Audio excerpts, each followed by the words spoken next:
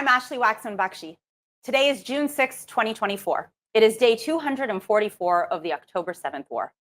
This is the daily briefing of the Israeli Citizen Spokesperson's Office. We are live on Instagram, YouTube, and Twitter. I invite you to submit questions through whichever live stream you are watching, and I will answer some of them at the end.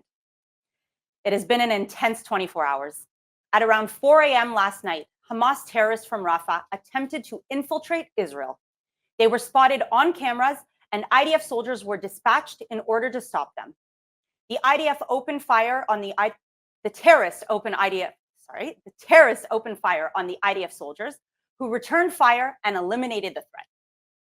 News just came out about an hour ago that an IDF soldier, Sergeant Major Zaid Mazarib, was killed in the exchange of fire. Mazarib was an Israeli Bedouin, a Muslim Arab in the IDF, proudly serving his country. He will be remembered as a hero of Israel. The terrorists were only a distance of a few football fields away from the Israeli border. The threat from Hamas remains very real. The Hamas rapist regime continues to fight. Hamas continues to attack Israelis, and it continues to hold Israeli hostages in its terror dungeons, Agam, my cousin, being one of them. Hamas has so far refused to accept an Israeli proposal that would see some of the hostages released. As long as the Hamas rapist regime refuses to release hostages, the IDF will continue its operations in Gaza. Yesterday, the IDF announced that it destroyed a massive Hamas tunnel that went from Rafah to the border with Egypt. The tunnel, like many others in the area, likely went into Egypt.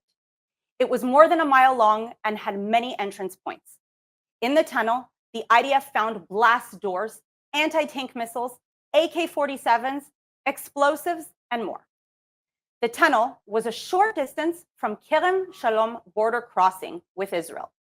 This is the border crossing through which most of the humanitarian aid trucks enter Gaza.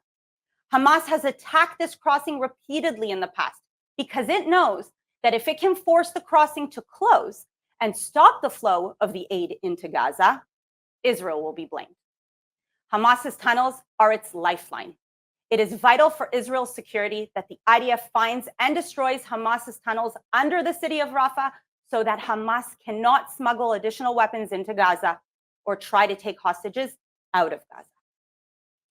Last night, in a precision strike, the IDF targeted a Hamas base that was inside an UNRWA school in central Gaza. This is the second Hamas compound in an UNRWA school that the IDF has struck this week.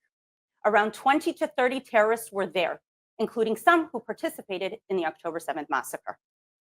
The terrorists were using the UNRWA school as a base of operations. They were hiding in classrooms and planning more attacks from the school. The UNRWA school that Hamas used as a base was funded by UNRWA's donors. UNRWA's biggest donors are the United States, Germany, the European Union, France, Sweden, Japan, and Norway. International funding to UNRWA is a direct subsidy to Hamas's army of terror. UNRWA is a Hamas front. UNRWA employees in Gaza are not random UN workers from around the world. UNRWA employees in Gaza are Gazans. They are locals who wear blue UN vests. Who do you think the locals are? Let's not play dumb. Hamas determines where Gazans can and can't work. Hamas spent many years infiltrating UNRWA, and it has its own people on the UNRWA payroll. The Commissioner General of UNRWA, Felipe Lazarani, cannot pretend that he does not know how UNRWA functions in Gaza. There was a massive Hamas server farm under UNRWA's headquarters in Gaza City.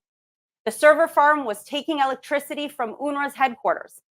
I would love to find out if anyone at UNRWA saw the electricity bill and wondered, why was it so high? Or if they knew that their job was to look the other way as Hamas literally operates from under its feet.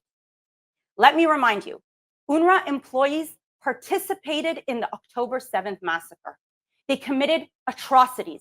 They took hostages. They bragged about it.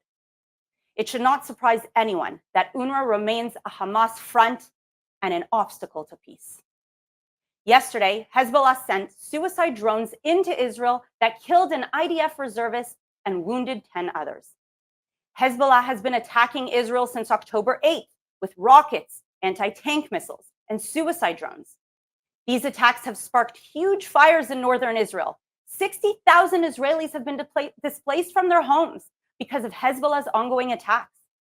A sovereign state, Israel, is being attacked from a neighboring sovereign state, Lebanon. This is a clear violation of international law. In 2006, following the Second Lebanon War, the UN Security Council passed Resolution 1701, which called on the government of Lebanon to exercise its full sovereignty in southern Lebanon and not allow Hezbollah to have a separate army that attacks Israel. Since that time, the government of Lebanon has done nothing to stop Hezbollah. In fact, today, Hezbollah is part of the government of Lebanon. Hezbollah is a state within a state. I'm still waiting to hear from the people who marched in the streets of world capitals demanding that Israel cease fire in Gaza. Why are they not marching to demand that Hezbollah stops attacking Israel? Israel expects that everyone, every world leader, will speak up every day against Hezbollah's attacks and demand that it back off from the border before Israel is forced into a major war to push it away, before anti-Israel, anti-Semites will start accusing Israel of ridiculous claims such as genocide or occupation of Lebanon. Hezbollah must back off, or Israel will force it to back off. I will now take some questions from people watching online. Please submit questions through the live stream. This question came in advance on your Instagram stories. Why is Israel attacking in Rafah and endangering all the Gaza civilians after telling them to go to Rafah? Well, it's important to note that, as we mentioned before, Hamas is operating from Rafah. How is Israel supposed to eliminate Hamas without entering Rafah? They are literally trying to infiltrate Israel from Rafah. There are tunnels being found under Rafah. They are storing their weapons in Rafah. There has been rocket fire just these past few weeks from Rafah, from within the civilian safe zones. And it's important to mention also that over 1 million Palestinians have been evacuated from Rafah. Rafah is Hamas's lifeline. The tunnels between Egypt and Rafah, this is Hamas's lifeline. There are still at least 3 battalions of Hamas terrorists in Rafah. Israel cannot win its war against Hamas without going into Rafah. Multiple people on the Instagram Live have asked about Egypt. What does Egypt say about these tunnels? What is Egypt's role in this whole situation? I mean, Egypt itself destroyed tunnels that were going from Gaza into Egypt just a few years ago. Egypt knows what would happen if the Palestinians would enter Egypt and through those tunnels. They have a responsibility. They know they also are not allowing Palestinian refugees to enter Egypt to keep them safe. Egypt is playing a double-sided position right now. On the one hand, it's keeping quiet. On the other hand, it's not actually allowing aid to go in through Rafah. In fact, it's diverting it to the Israeli crossings, and that's where it is entering Rafah. So the world should be very, very clear on what it should demand from Egypt as well. It's important for people to understand, if you don't know the map, open the map of Gaza and see where Rafah is strategically placed. There is a border with Egypt as well, not only with Israel. Egypt has a responsibility in this war as well.